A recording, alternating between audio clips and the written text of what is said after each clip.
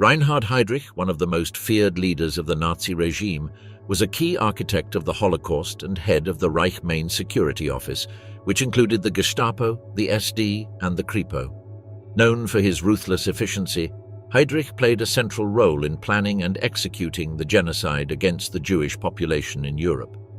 Despite his brutal public persona, Heydrich maintained an apparently normal family life with his wife, Lina von Osten, and their 4 children, Klaus, Heider, Silke, and Marte. Heydrich married Lina in December of 1931. She was a fervent supporter of Nazi ideology, which complemented Heydrich's ambitions within the regime. The couple presented themselves as the ideal Aryan family, and their domestic life was portrayed as harmonious and exemplary in Nazi propaganda. Klaus, the eldest son, was born in 1933. As the firstborn, he enjoyed a privileged position in the family and was often the center of attention. Klaus was a bright and active child, participating in various activities and benefiting from the best education the regime could offer. Tragically, Klaus died in a traffic accident in 1943 at the age of 10, a blow that deeply affected the family, especially Lina, who was devastated by the loss. Heider, born in 1934, was the second child. Heider grew up in the shadow of his father's formidable reputation. After his father's assassination in 1942 by Czechoslovak resistance fighters, Heider, along with his siblings, faced the challenge of living under the infamous Heydrich name. Heider's later life was marked by attempts to escape this legacy. He sought a quiet life and avoided public attention, focusing on creating a sense of normalcy for himself and his family. Heider rarely spoke of his father in public, preferring to distance himself from his father's notorious past. Silke, born in 1939, was the Heydrich's first daughter. She was very young when her father was assassinated, and much of her understanding of him came from her mother and other surviving family members. Silke also chose a path of privacy, living a life away from the public eye. Her childhood memories were shaped more by her mother's influence and the family's attempts to maintain some semblance of normalcy after Heydrich's death. Marte, the youngest daughter, was born in 1942. Shortly before her father's assassination. She had no memories of her father and was raised entirely under the shadow of his actions. Like her siblings, Marte sought a quiet life, far from the notoriety associated with the Heydrich name. Her understanding of her father came from stories and the family's efforts to reconcile their private memories with the public reality of Heydrich's actions. After Heydrich's death, Lina Heydrich faced significant challenges in raising her children. As the widow of a high-ranking Nazi official, she was initially protected by the regime, but as the war ended, the family's situation changed drastically. Lina struggled with financial difficulties and social ostracization as the extent of her husband's crimes became known. She remained a steadfast defender of her husband's legacy, writing books and giving interviews that portrayed him in a positive light. After the war, Lina Heydrich moved the family to the island of Fehmarn in the Baltic Sea, where they lived relatively quietly. She maintained her loyalty to Reinhard Heydrich and continued to promote his image as a dedicated Nazi and loving family man. Lina's unwavering support for her husband's memory influenced her children's perspectives and their approaches to dealing with their father's past. Heider, the eldest surviving son, had the most vivid memories of his father. He struggled with the duality of Reinhard Heydrich as a loving father and one of the principal architects of the Holocaust. After the war, Heider worked in agriculture and later in business, striving to lead a life that distanced him from his father's infamous name. He is known to have said that he had no reason to renounce his father, reflecting the complicated emotions of family loyalty and the heavy burden of his father's actions. Silke and Marte, being younger, had less direct interaction with their father, which perhaps made it slightly easier for them to dissociate from his notorious legacy. Both daughters sought to live private lives away from public attention. They rarely discussed their father in public, focusing instead on their personal lives and families. Despite their efforts to live quietly, the Heydrich name occasionally brought unwanted attention. The family's association with one of the most despised figures of the Nazi regime meant that their efforts to remain anonymous were not always successful. Lina Heydrich, firm in her defense of her husband, wrote a memoir titled Leben mit einem Kriegsverbrecher, Living with a War Criminal, which was published in 1976. In it, she attempted to humanize Reinhard Heydrich, portraying him as a devoted husband and father. This book received significant criticism for its revisionist portrayal of Heydrich and its attempt to minimize his role in the Holocaust. Eda Guring, the privileged daughter. Eda Guring, born in 1938, was the only daughter of Hermann Göring, a key figure in the Nazi regime and founder of the Gestapo. Her father's roles, which included commanding the Luftwaffe and serving as Hitler's designated successor, placed Eda at the heart of Nazi propaganda. She was often presented in the media as part of the ideal Nazi family, living a life of apparent luxury and comfort in lavish properties like Hall, completely shielded from the realities of the war her father was helping to wage. During the war, Eda's life was marked by public appearances and state events, carefully orchestrated to showcase the Göring family as the epitome of Nazi ideals. Despite the public facade, her daily life was one of isolation, typical of the children of high-ranking officials, surrounded by security and with few interactions with children her age outside of official functions. However, the end of the war brought dramatic changes to Eda's life. In 1945, as Germany faced defeat, Hermann Göring was arrested by the Allies. He was subsequently tried at Nuremberg, where he was convicted of war crimes and crimes against humanity. Before he could be executed, he committed suicide by ingesting cyanide in 1946. The fall from grace was swift and total, and Eda, just 8 years old at the time of her father's death, was forced to confront her father's complicated legacy. In the immediate years following the war, Eda and her mother Emmy experienced significant hardships. The wealth and privileges they had known were stripped away when Allied forces confiscated their properties and assets.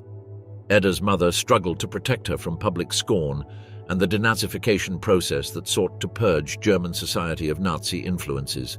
This period was characterized by social ostracization.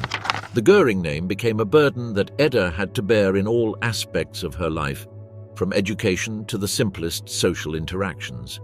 As Eda grew older, her challenges intensified with the growing awareness of her father's role in the atrocities of the Nazi regime. Living in a post-war Germany eager to distance itself from its Nazi past, Eda found it increasingly difficult to escape the shadow of her surname. Public and private scrutiny was constant, impacting her social relationships and educational opportunities. Despite these adversities, Eda sought to live a quiet and dignified life. She continued her education under the heavy gaze of both sympathy and hostility, often finding herself isolated due to her father's sins. She chose to largely stay out of the public eye, a decision likely driven by both a desire for privacy and an understanding of the controversial nature of any public statements she might make about her father. Eda rarely spoke publicly about Hermann Göring. When she did, it was often to share memories of him as a father rather than as a political figure, perhaps in an effort to humanize herself and her experiences. She faced the difficult task of balancing the private love she felt for her father with the public condemnation of his actions. In her adult years, Eda lived quietly in Munich.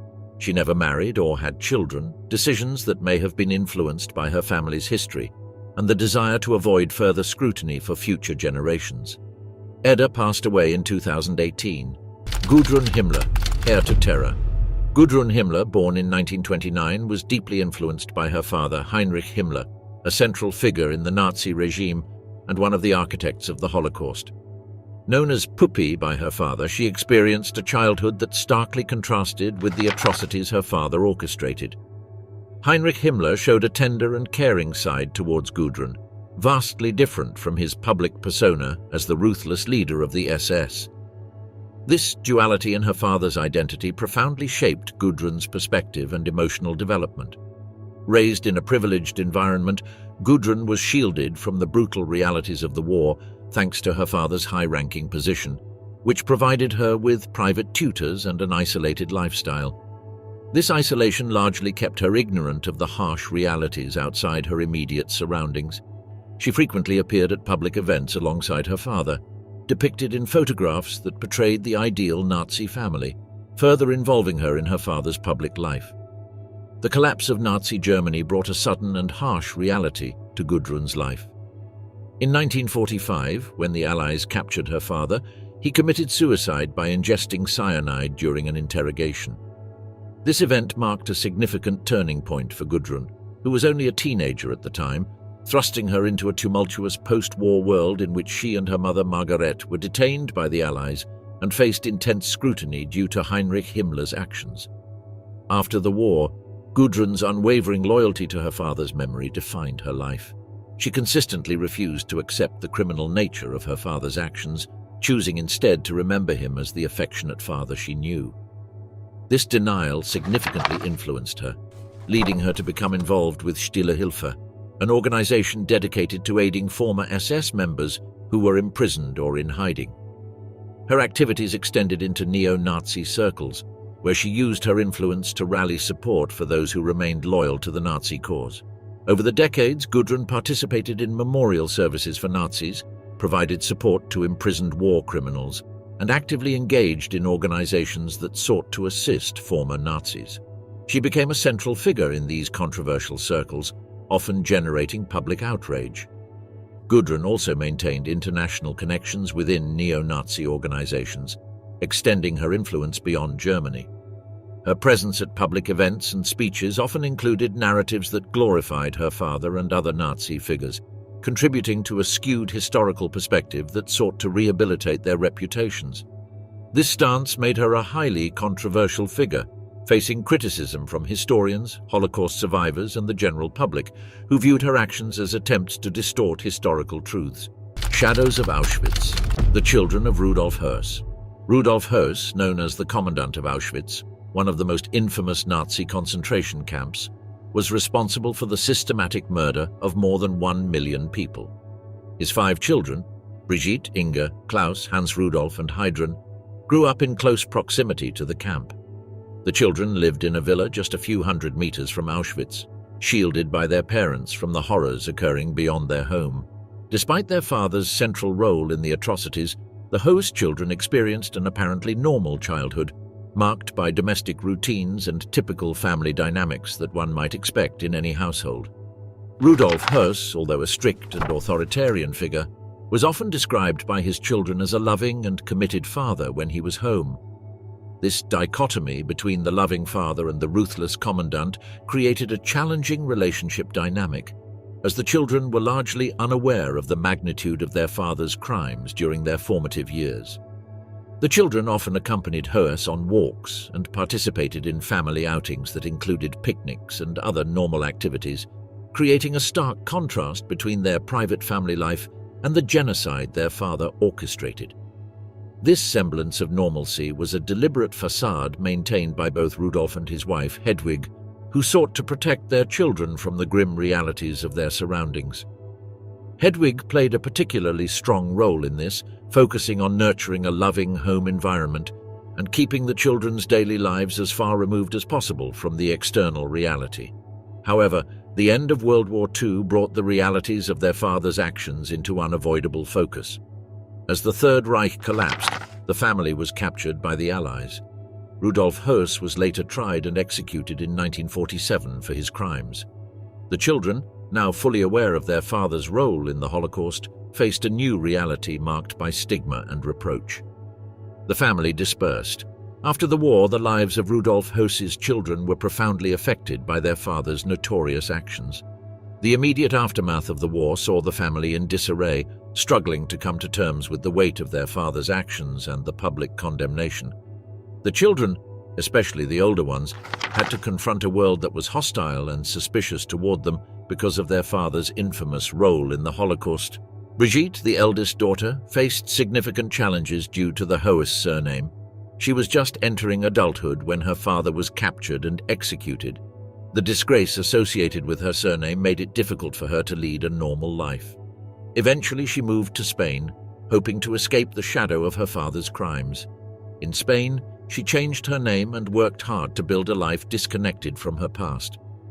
Despite these efforts, the infamy of the Hess name followed her, impacting her personal and professional relationships. Inge, the second daughter, also struggled with her father's legacy. Her post-war life was marked by attempts to find normalcy while constantly dealing with society's reaction to her family. Inga tried to keep a low profile, avoiding public attention, and focusing on creating a life that distanced her from her father's actions. However, like her siblings, she found it difficult to fully escape the past. Klaus, the eldest son, grappled with the psychological impact of learning about his father's crimes during his adolescence. The revelations about his father's role in the Holocaust deeply affected him, leading to a complex relationship with his heritage.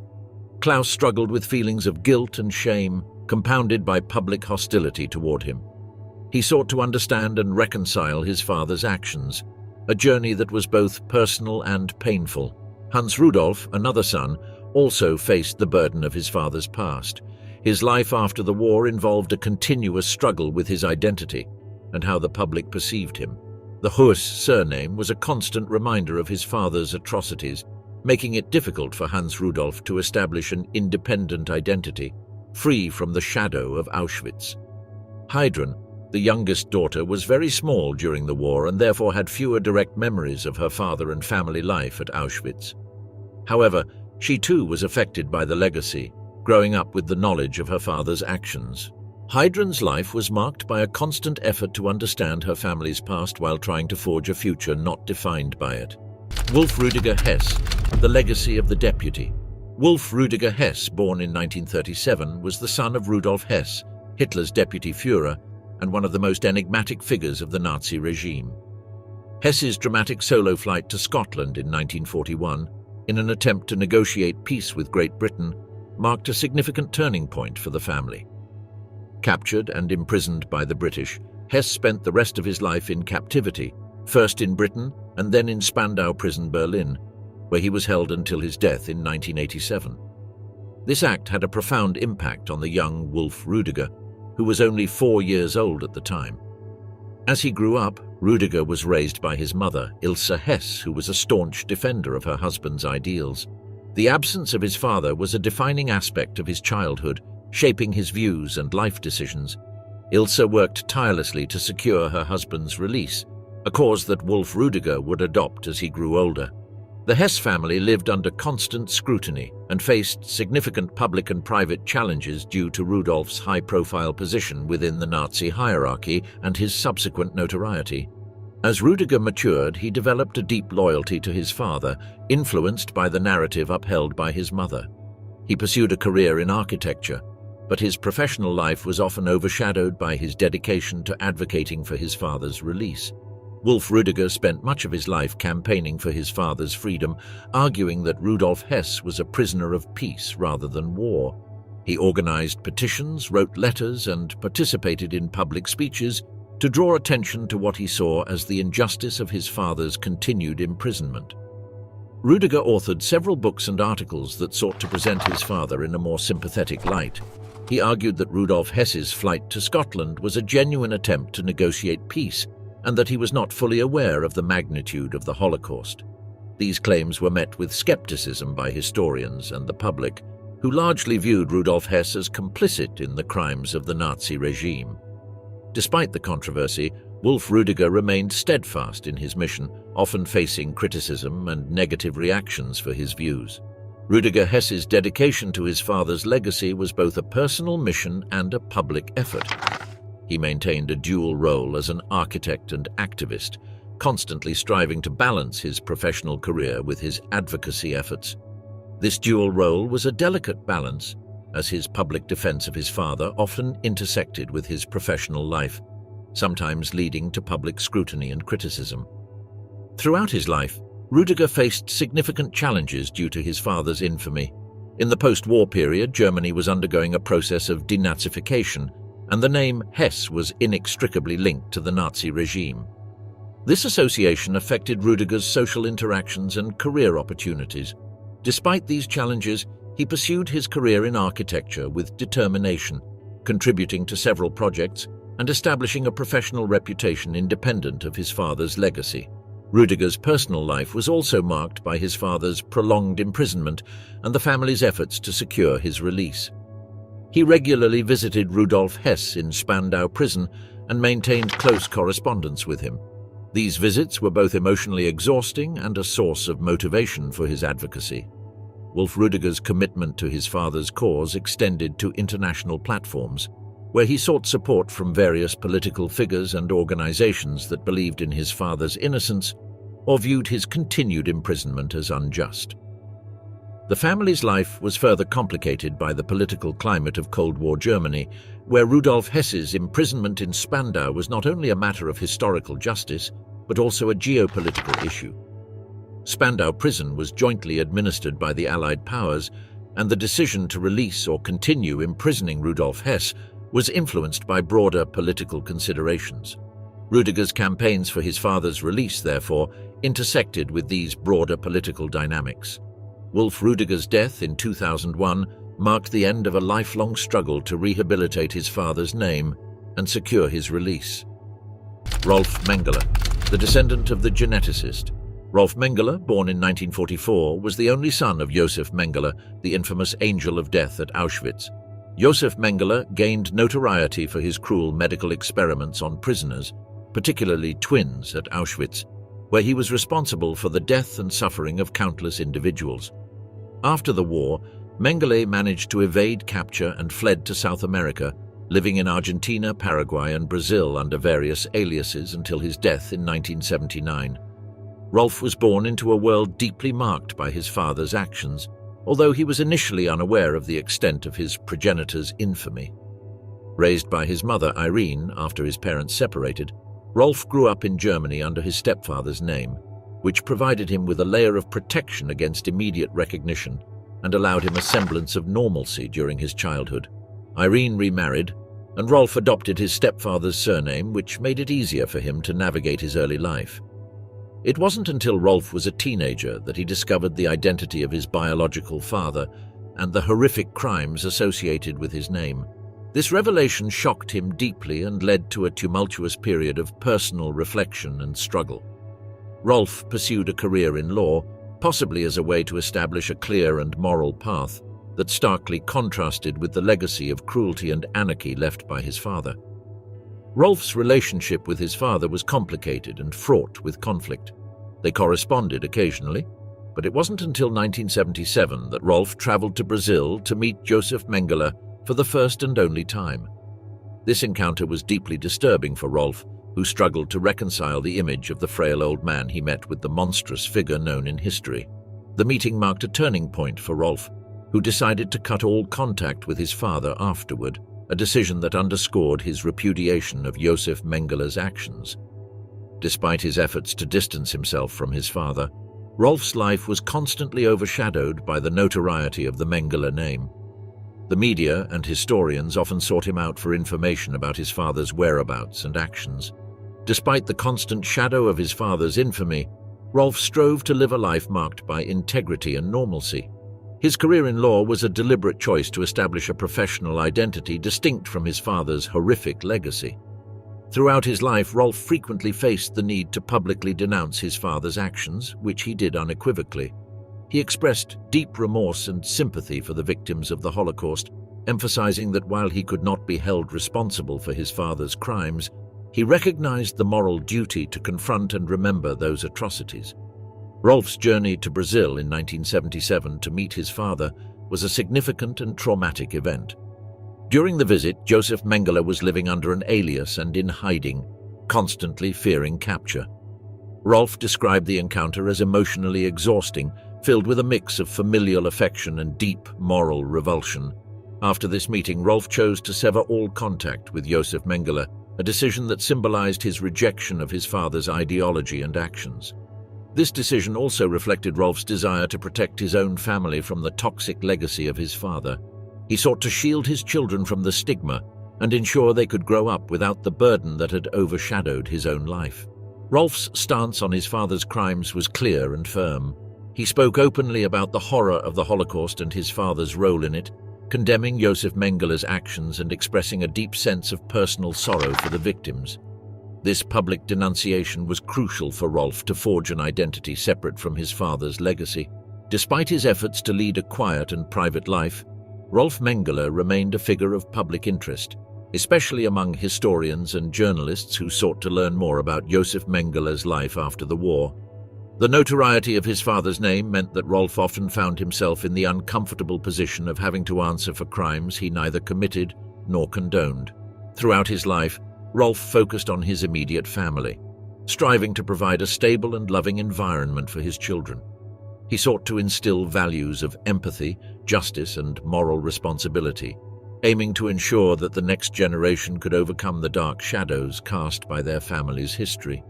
Rolf Mengele passed away in 2019, having spent his life grappling with the profound burden of his father's legacy. The descendants of Martin Bormann, life under the shadow. Martin Bormann Jr., born in 1930, was the son of Martin Bormann, Hitler's private secretary and one of the most influential figures in the Nazi Party. As a high-ranking official, Martin Bormann Sr. had significant control over the internal workings of the Nazi regime and was deeply involved in the administration of the Third Reich. This position of power afforded his family immense privileges during the war, but also imposed a heavy burden on them after the Nazi defeat. Martin Jr. grew up in an environment of privilege and strict Nazi ideology. The Bormann family lived in luxurious homes and had access to the best education and social opportunities that Nazi Germany could offer. Martin Sr. was a strict and authoritarian figure, deeply committed to the Nazi cause, and he instilled these beliefs in his children. However, the fall of Nazi Germany and the subsequent disappearance of his father, who went missing during the fall of Berlin and was confirmed dead in 1972, abruptly ended this privileged life. In the immediate aftermath of the war, the Bormann family was detained by the Allies. Martin Jr., along with his siblings and mother, faced intense scrutiny and interrogation due to his father's prominent role in the Nazi regime. The family's association with one of the most powerful Nazis made their transition to post-war life particularly challenging. Martin Bormann Jr. chose a markedly different path from his father. Deeply affected by the atrocities committed during the war and his father's role in them, he sought to distance himself from Nazi ideology. He converted to Catholicism and decided to become a priest, a decision that symbolized his repudiation of his father's beliefs and actions. Martin Jr.'s journey as a clergyman took him to various parts of the world, including the Congo and later Paraguay, where he served as a missionary. His work involved helping the needy and promoting social justice, in stark contrast to the destructive policies of the Nazi regime. Despite his efforts to forge a new path, Martin Bormann Jr. could not fully escape the shadow of his father's past. His surname remained a symbol of Nazi power and cruelty, and he often had to confront this uncomfortable legacy both in his public and private life. However, his commitment to his faith and humanitarian work provided him with a sense of purpose and a way to contribute positively to society. Martin Jr. frequently spoke about the importance of confronting and understanding the past, emphasizing the need for truth and reconciliation. He participated in numerous discussions and interviews where he openly condemned his father's actions and Nazi ideology.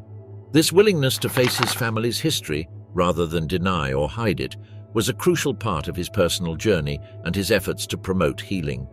His work as a priest and missionary was highly appreciated, and he became known for his dedication to helping marginalized communities. Martin Jr. believed that his actions could help counteract the immense harm caused by his father and others in the Nazi regime. His story is often cited as an example of how the descendants of perpetrators can actively seek to make amends and contribute to the welfare of society. Despite the heavy weight of his surname, Martin Bormann Jr. managed to build a life marked by service and compassion. He continued his work in the church for many years, becoming a respected figure within his community. Martin Jr.'s life was also characterized by personal introspection and a deep sense of responsibility. He maintained close relationships with Holocaust survivors and their families, often participating in dialogues aimed at bridging the gap between perpetrators and victims. This ongoing commitment was not only part of his personal atonement, but also an attempt to foster understanding and prevent the recurrence of such atrocities. Martin Bormann Jr. passed away in 2013, having spent his life striving to overcome the dark legacy left by his father. The descendants of the diplomat, the children of Ribbentrop. Rudolph von Ribbentrop, born in 1921, was the son of Joachim von Ribbentrop, Hitler's Minister of Foreign Affairs, and one of the most prominent diplomats of Nazi Germany. Joachim von Ribbentrop was instrumental in shaping Nazi foreign policy, including negotiating the Molotov-Ribbentrop Pact with the Soviet Union, which played a crucial role in the early successes of the Nazi regime. This high-profile position meant that the Ribbentrop family lived with considerable privileges during the war, enjoying the benefits and status that came with Joachim's position. Growing up in such an environment, Rudolf was exposed to the inner workings of the Nazi elite from a young age. He received a privileged education and was groomed to play a role in the regime. Like many young men of his generation, he was also drawn into the military sphere. He joined the Waffen-SS, where he served as an officer. His service included participation in several key battles during the war, and he was even wounded in action. The end of the war brought a drastic change in his life, as the Ribbentrop family faced the consequences of his father's actions and the collapse of Nazi Germany. Joachim von Ribbentrop was captured, tried at the Nuremberg trials, and executed in 1946. As the eldest son, Rudolf had to face the post-war period with the heavy burden of his father's name. The name von Ribbentrop became synonymous with Nazi diplomacy and war crimes, making it difficult for Rudolf to escape the shadow of his father's notoriety. Ribbentrop wrote several books and gave numerous interviews, offering his perspective on his father's role in the Nazi regime. In his writings, he portrayed his father as a diplomat dedicated to serving his country and argued that Joachim von Ribbentrop was not fully aware of the magnitude of the Holocaust. Rudolf contended that his father's primary goal was to secure favorable outcomes for Germany through diplomacy, a view that was met with skepticism and criticism from historians and the public. Despite the challenges and criticisms, Ribbentrop remained steadfast in his efforts to present a more nuanced view of his father's actions. He insisted that his father was not directly involved in the Holocaust and sought to distance Joachim von Ribbentrop from the broader crimes of the Nazi regime. However, this perspective was controversial and often seen as an attempt to rewrite history, given Joachim's prominent role in supporting and facilitating Nazi policies. Rudolf's public defense of his father did not shield him from the social and professional difficulties associated with his surname. The name von Ribbentrop carried a significant burden of disgrace, impacting Rudolf's interactions and opportunities. Nevertheless, he pursued a career in business and maintained a relatively low profile in his personal life. Unlike some other children of Nazi officials who changed their names to avoid recognition, Rudolf kept his surname, perhaps as a testament to his commitment to his father's memory. In addition to his writings, Rudolf von Ribbentrop also participated in public conferences where he reiterated his views on his father's decisions. These appearances often sparked debates and controversies, drawing attention to the issues of historical memory and responsibility. Rudolf's narrative was part of a broader trend among some descendants of Nazi officials who sought to defend or rehabilitate the reputations of their ancestors, a phenomenon that has been met with varying degrees of acceptance and rejection in post-war German society. Rudolf's siblings were less vocal publicly than he was. Some of them chose to lead quiet lives, distancing themselves from the public eye to avoid the scrutiny that accompanied their family name. Rudolf von Ribbentrop passed away in 2019. The doomed fate of the Goebbels children. The children of Joseph Goebbels, the Reich Minister of Propaganda in Nazi Germany, and his wife, Magda Goebbels, met a tragic and definitive end during the final days of World War II. Joseph Goebbels was one of Adolf Hitler's closest associates and a master of propaganda, responsible for shaping the Nazi message and controlling the media in Germany. Magda, equally committed to the Nazi cause, had 6 children with Joseph: Helga, Hildegard, Helmut, Holdine, Hedwig, and Heidrun, whose ages ranged from 12 to 4 at the time of their deaths. The Goebbels children grew up in a world steeped in Nazi ideology. They lived a privileged life as part of the Nazi elite, often appearing in magazines and newsreels as the ideal Aryan family. Their education and social activities were carefully designed to exemplify Nazi virtues. The public image of the family was closely controlled by Joseph Goebbels, who used his propaganda skills to create an idealized portrait of his family. However, behind the scenes, the reality was different. The children were raised in the heart of the Nazi regime, surrounded by high-ranking officials and witnessing the inner workings of the dictatorship. They lived in luxury, with access to the best education and amenities that the regime could provide. Despite their isolated and privileged upbringing, they were not entirely shielded from the realities of the war.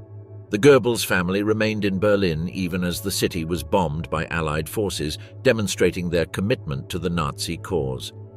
As the war drew to a close and the fall of Berlin was imminent, Joseph and Magda Goebbels made the heartbreaking decision to kill their children rather than allow them to live in a world without National Socialism. On the 1st of May 1945, in the Führerbunker, the children were sedated with morphine by an SS doctor, Ludwig Stumpfegger, and once unconscious, cyanide capsules were crushed in their mouths. This act was carried out with meticulous planning. The deaths of the Goebbels children were a grim epilogue to the Third Reich. The decision to kill them rather than allow them to survive the collapse of Nazi Germany reflects the absolute ideological commitment of Joseph and Magda Goebbels. They believed that their children's lives were not worth living in a world where National Socialism had been defeated. This decision has been seen as one of the most chilling acts of fanaticism in the final days of the Nazi regime. In addition to the Goebbels' biological children, Magda had a son from her first marriage to Günter Quandt. Günter Quandt, born in 1881, was a prominent German industrialist whose business empire played a significant role in Germany's economic landscape before, during, and after World War II. His wealth and influence came from his various industrial holdings, including textiles, batteries, and automotive interests. Quandt was a shrewd businessman who built a formidable industrial conglomerate, contributing significantly to Germany's industrial output. Günter Quandt married Magda Ritschl in 1921, and they had a son, Harold Quandt, born the same year. The marriage did not last, and the couple divorced in 1929. Magda later married Joseph Goebbels, making Harold Quandt the stepson of one of Nazi Germany's most powerful men. During the Nazi regime, Günter Quandt's business interests thrived, largely due to his connections and the regime's policies. His companies supplied various materials and products essential to the war effort, including batteries, munitions, and textiles for military uniforms. Warta, one of his companies, became a major supplier of batteries for the German military. The Quandt family's business empire benefited enormously from Nazi economic and wartime policies, though this prosperity was later scrutinized due to the use of forced labor from concentration camps.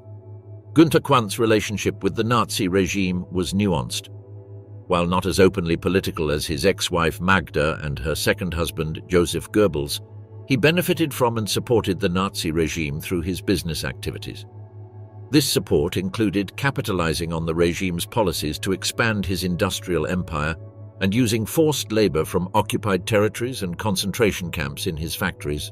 Harold Quandt, after his release from Allied captivity, joined his father in the rebuilding and expansion of the family business. He became an influential industrialist in his own right, contributing to the growth of the Quandt Empire and solidifying its status in post-war Germany. Harold's contributions to the business world helped ensure the continued prominence and success of the Quandt family. Günter Quandt passed away in 1954, leaving behind a legacy that was both influential and controversial. From Nazism to architecture, Albert Speer Jr. Albert Speer Jr., born in 1934, was the son of Albert Speer, one of Adolf Hitler's closest confidants and the chief architect of the Nazi regime. Albert Speer Sr. was responsible for some of the most iconic architectural projects of the Third Reich, including the design of the rally grounds in Nuremberg and plans for a reimagined Berlin. He later became the Minister of Armaments and War Production, playing a crucial role in the Nazi war machine. The prominence of his father meant that Albert Jr. grew up in an environment steeped in Nazi ideology and surrounded by the regime's elite. Albert Jr. and his siblings lived a life of privilege during the war, enjoying the luxuries that came with their father's high position. Their home was filled with opulence, and they had access to the best education and amenities available. However, Albert Speer Sr.'s role in the Nazi regime was not without consequences for his family. As the war drew to a close, the Speer family faced the imminent collapse of the Nazi regime and the repercussions of their father's actions. After the war, Albert Speer Sr. was tried at the Nuremberg trials and sentenced to 20 years in prison for his role in the Nazi regime and the use of forced labor in the armament industry. This imprisonment had a profound impact on Albert Jr. and his siblings, who suddenly found themselves thrust into a world that saw their father as a criminal. The family faced social ostracism and economic hardship as they adjusted to a life without the privileges they had once enjoyed. Despite the shadow that his father's actions cast over his life, Speer Jr. decided to pursue a career in architecture.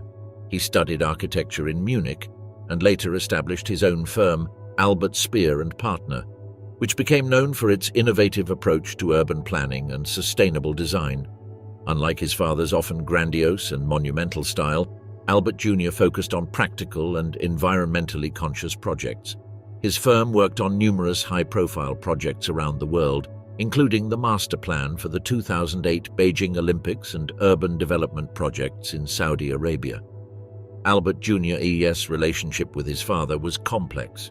Despite the crimes committed by Albert Speer Sr., there was a bond of family loyalty.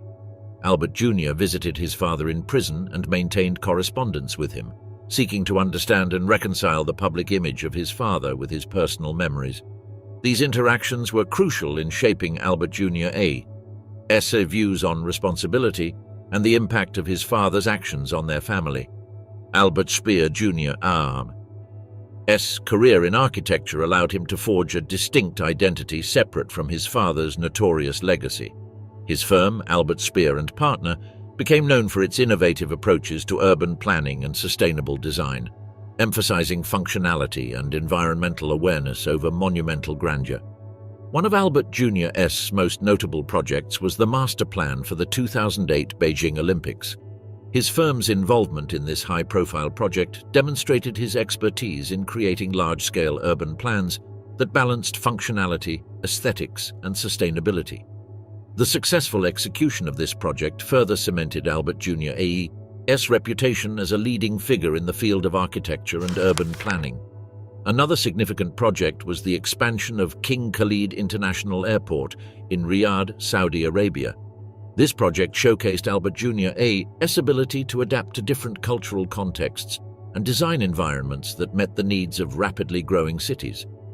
His work in Saudi Arabia, among other international projects, demonstrated his commitment to improving urban living conditions and promoting sustainable development worldwide. Despite his professional success, Albert Jr. could never fully escape the shadow of his father's legacy. He frequently faced questions about his father's role in the Nazi regime and his own views on the matter. In interviews and public appearances, Albert Jr. addressed these issues candidly, acknowledging his father's crimes while emphasizing his dedication to creating a better future through his work in architecture. Albert Jr.'s relationship with his father remained a central aspect of his life. The letters and visits to his father in prison provided insights into Albert Speer Sr.'s perspectives and regrets. These interactions were a source of personal reflection for Albert Jr., shaping his understanding of moral responsibility and the importance of acknowledging the past. Albert Jr. also wrote about his experiences, contributing to the broader discourse on the impact of the Nazi regime on subsequent generations. His writings and public statements often focused on the need for transparency, historical accountability, and the lessons that must be learned from the past. He believed that confronting and understanding history was essential to preventing the repetition of similar atrocities. Albert Speer Jr. passed away in 2017. Manfred Rommel, the path of the mayor. Manfred Rommel, born in 1928, was the only son of Field Marshal Erwin Rommel, one of Nazi Germany's most respected military leaders, known as the Desert Fox for his leadership during the North African campaign. Erwin Rommel was a celebrated figure, admired for his tactical brilliance and respected by both Axis and Allied forces for his conduct during the war. Unlike many other high-ranking Nazi officials, Erwin Rommel was not directly involved in the atrocities of the Holocaust and was seen by some as a more honorable soldier. However, his involvement in a plot to overthrow Hitler eventually led to his forced suicide in 1944, when Manfred was just 15 years old. From a young age, Manfred had a close relationship with his father. Erwin Rommel was frequently absent due to his military duties, but when he was home, he was a loving and attentive father. The elder Rommel's reputation as a just and principled commander left a strong impression on the young Manfred. Despite his father's prominence, Manfred's childhood was relatively normal, characterized by a supportive family environment. The forced suicide of Erwin Rommel had a profound impact on Manfred and his mother, Lucy Maria Rommel. The family was coerced into accepting an official story that claimed Erwin had died from war wounds, a narrative promoted by the Nazi regime to maintain morale. This traumatic event marked a turning point in Manfred's life. After the war, Rommel pursued a career in public service, a path significantly influenced by the values imparted by his father. He chose to become involved in politics, motivated by a desire to contribute positively to post-war Germany. Manfred joined the Free Democratic Party, FDP, and later the Christian Democratic Union, CDU, reflecting his commitment to democratic principles and public service. In 1974, Manfred was elected mayor of Stuttgart, a position he held until 1996. His tenure as mayor was characterized by a dedication to democratic values, economic development, and social progress. Manfred worked tirelessly to transform Stuttgart into a modern and prosperous city, promoting technological advancements and improving infrastructure. His leadership was instrumental in fostering Stuttgart's growth as an important economic and cultural center. Manfred's approach to governance was deeply influenced by the principles of fairness, integrity, and accountability, which he associated with his father's military leadership. He prioritized transparency and civic engagement, fostering a strong connection with the citizens of Stuttgart. His policies often focused on the integration of immigrant communities, promoting multiculturalism and enhancing the city's international reputation. Rommel's tenure as mayor was also notable for his efforts to promote German-Jewish reconciliation.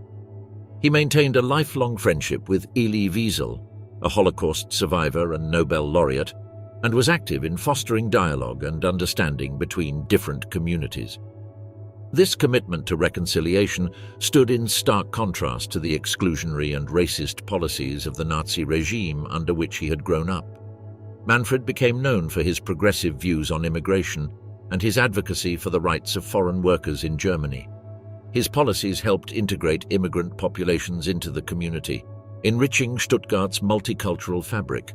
He was a staunch defender of human rights and worked to ensure that all citizens, regardless of their background, had equal opportunities and access to services. Throughout his life, Rommel received numerous honors for his contributions to German society. He was awarded the Grand Cross of the Order of Merit of the Federal Republic of Germany, among other recognitions. These honors reflected his dedication to public service and his efforts to build a more inclusive and democratic society. Manfred was also a prolific writer, authoring several books on local governance, democracy, and his own experiences.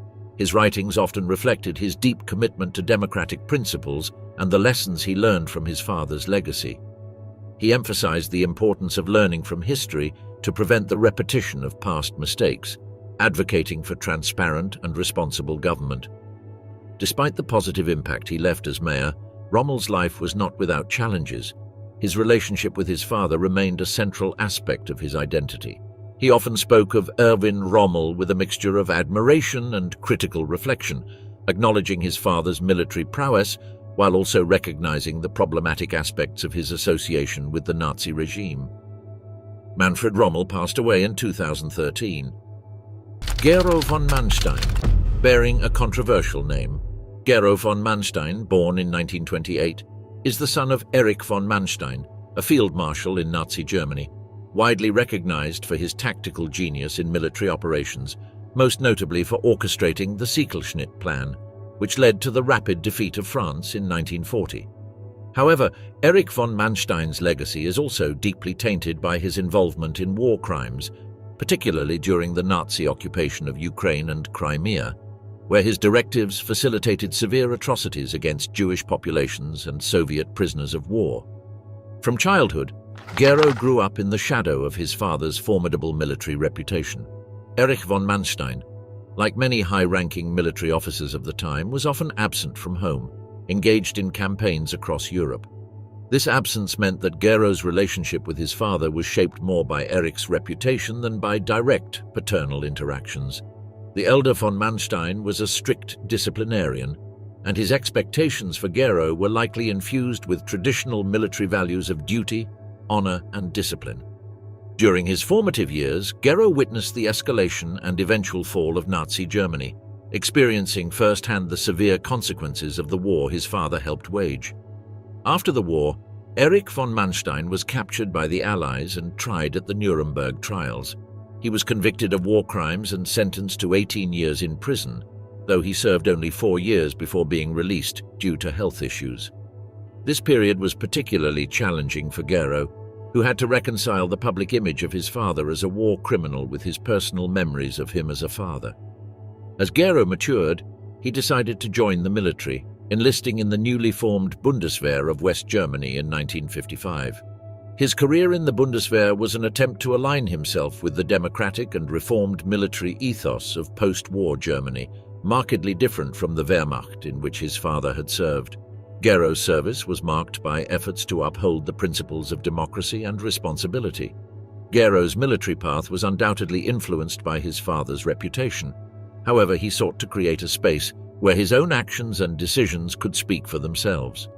He rose through the ranks, eventually retiring with the rank of Brigadier General. His career demonstrated a dedication to serving his country in a capacity that promoted peace and stability, perhaps as a counterbalance to the destruction his father had helped unleash during World War II. Throughout his life, Gero von Manstein maintained a private stance regarding his father's actions during the war. Unlike some children of Nazi officers who publicly grappled with their family's legacy, Gero chose not to speak extensively about his father in public forums. This discretion was likely a protective measure, both for his own emotional well-being and to keep the focus on his professional achievements without the constant shadow of his father's war crimes. After retiring from the military, Gero von Manstein led a relatively quiet life, focused on his family and personal interests. He rarely participated in public discussions about his father or World War II, though he occasionally attended military reunions and spoke at private events. The legacy of violence, the children of Amon Goeth. The children of Amon Goeth, the notorious commandant of the Plazow concentration camp depicted in the film Schindler's List, have had to contend with the heavy burden of their father's brutal actions during World War II. Amon Goeth was known for his extreme cruelty and was responsible for the deaths of thousands of Jews and Poles. He was arrested after the war, tried, and executed in 1946 for his crimes. The life of Monika Hertwig, Goeth's daughter, was marked by a dramatic discovery about her heritage during her teenage years, a revelation that completely transformed her understanding of her family and herself. Born shortly before the end of World War II, Monika was shielded from the truth about her father, Amon Goeth, until the impact of his crimes became unavoidable. As the commandant of the Plazow concentration camp, Goeth was responsible for indescribable atrocities, including the murder of thousands of Jews and Poles. Living under her mother's maiden name, Monika experienced a relatively ordinary childhood, initially unaffected by the dark shadow of her father. However, upon learning the true identity of her father and his role in the Holocaust, she embarked on a profound personal crisis and a journey towards understanding and coping with this heavy burden. This journey was fraught with emotional turmoil as Monika struggled with the dual image of her father, the loving parent she heard about in family stories, and the cruel Nazi commandant known to the world. Her struggle led her to seek connections with her father's victims in an attempt to confront and understand the past. One of the most poignant moments in her journey was her documented encounter with Helen Jonas Rosenzweig, a survivor of the Plazow camp and one of Goeth's personal slaves. This encounter was featured in the documentary Inheritance, showcasing a powerful and emotional dialogue between the victim and the descendant of the perpetrator. Monika's public discussions and her willingness to directly confront the brutal truth about her father have made her an important voice in discussions about the responsibility of the descendants of perpetrators. She advocates for acknowledging the crimes of one's ancestors, not as a way to assume guilt that does not belong to them, but as a step towards understanding historical truths and fostering reconciliation.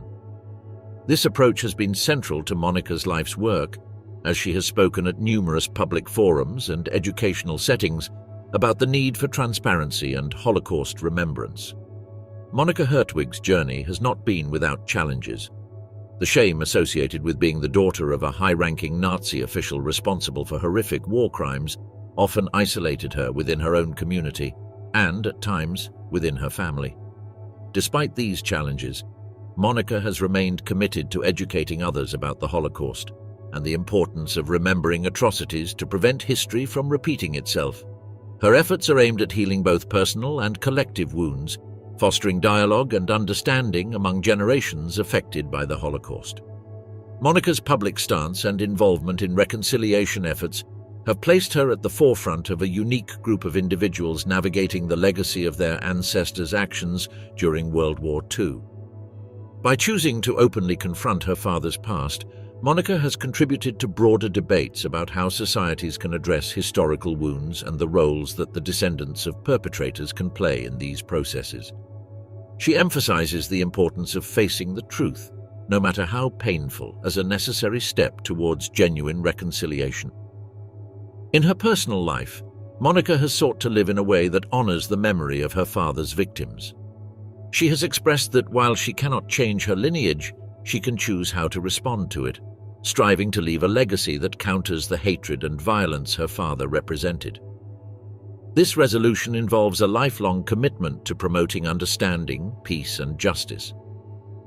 The Descendants of Hans Frank, Confronting Guilt, the children of Hans Frank, Adolf Hitler's legal advisor and later Governor-General of occupied Poland, led lives deeply affected by their father's prominent role in the Nazi regime and his direct involvement in the Holocaust.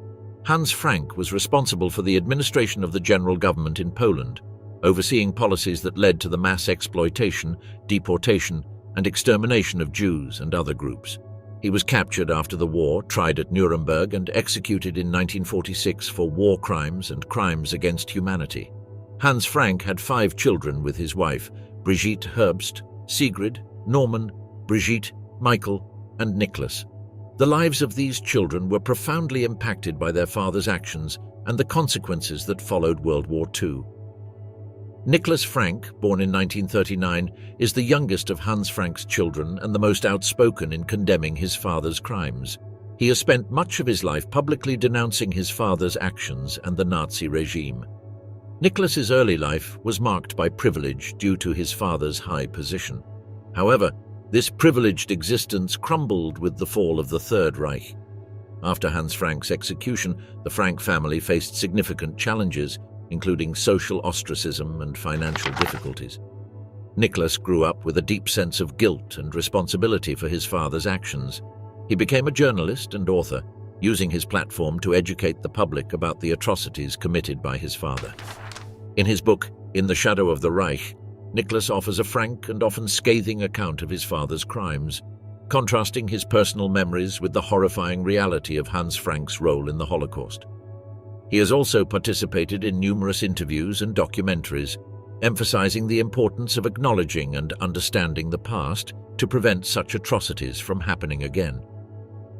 As a child, Nicholas admired his father, but as he grew older and learned more about his father's actions, his feelings transformed into revulsion and condemnation. Nicholas has described his father as a narcissistic and ruthless man who showed little remorse for his actions. This harsh judgment has been a central theme in Nicholas's work, reflecting his commitment to confronting and exposing the truth about his father. Norman Frank, another of Hans Frank's children, took a different approach. Initially, Norman attempted to defend his father, believing in his innocence and arguing that he had been a legal administrator rather than a perpetrator of genocide. However, as more evidence of his father's direct involvement in atrocities became undeniable, Norman's perspective changed. He eventually came to accept the reality of his father's crimes, though his path to this acknowledgement was fraught with internal conflict and social pressure.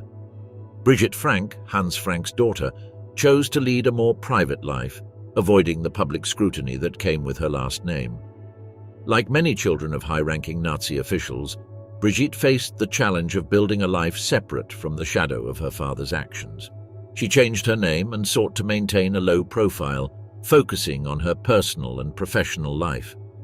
Michael Frank, another son, also struggled with the weight of his father's legacy. He chose a professional path that kept him out of the public eye, seeking a life of relative anonymity. However, the Frank name remained a burden, affecting his personal relationships and professional opportunities. Sigrid Frank, the eldest daughter, led an equally challenging life, marked by the need to reconcile her personal memories of her father with the historical reality of his crimes. She too sought a life away from the public eye, trying to build a sense of normalcy despite the ever-present shadow of her family's past. The children of Hans Frank represent a group of individuals who have had to confront and deal with a legacy of violence and guilt that they did not choose, but that has undoubtedly shaped their lives in profound and complex ways. Living with the name Eichmann, a legacy of infamy. The children of Adolf Eichmann, one of the principal architects of the Holocaust, faced the grim legacy of their father's actions and the burden of carrying his infamous name. Adolf Eichmann was a key figure in the logistics of mass deportations to ghettos and extermination camps across Europe. Captured by Mossad agents in Argentina in 1960, he was brought to trial in Israel and executed in 1962 for crimes against humanity. Eichmann had 4 sons: Klaus, Horst, Dieter, and Ricardo Francisco, each of whom had to live under the heavy shadow of their father's legacy. Klaus Eichmann, born in 1936, was the eldest of Adolf Eichmann's children.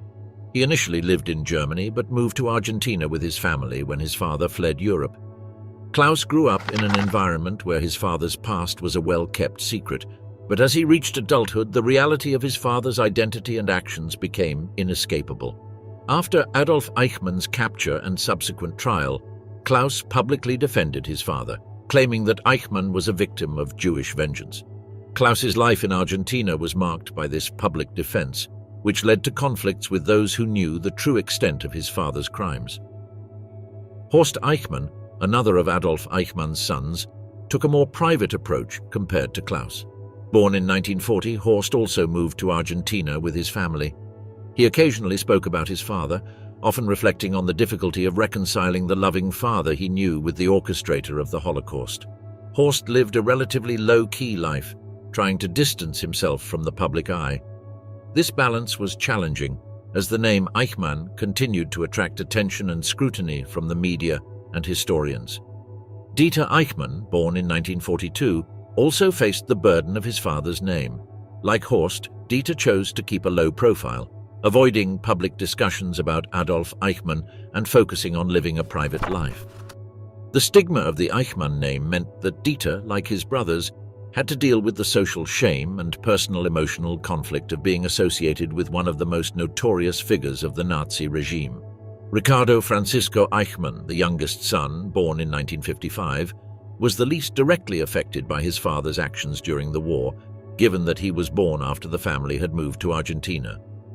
Ricardo took a distinctly different path from his brothers. He changed his name to avoid association with Adolf Eichmann and moved to Germany, where he pursued an academic career in archaeology. Ricardo became a respected scholar, working at the German Archaeological Institute in Berlin. His professional achievements allowed him to build a life and identity separate from his father's legacy, although he occasionally spoke about his father's impact on his life. Ricardo's decision to pursue an academic career and change his name reflected a conscious effort to distance himself from his father. His work in archaeology earned him respect in his field, and he often focused on his professional contributions rather than his family history. However, the shadow of his father's crimes occasionally resurfaced, leading Ricardo to address his personal history in interviews. In these rare public discussions, he unequivocally condemned his father's actions and expressed a commitment to historical memory to ensure that the atrocities of the Holocaust are remembered and never repeated.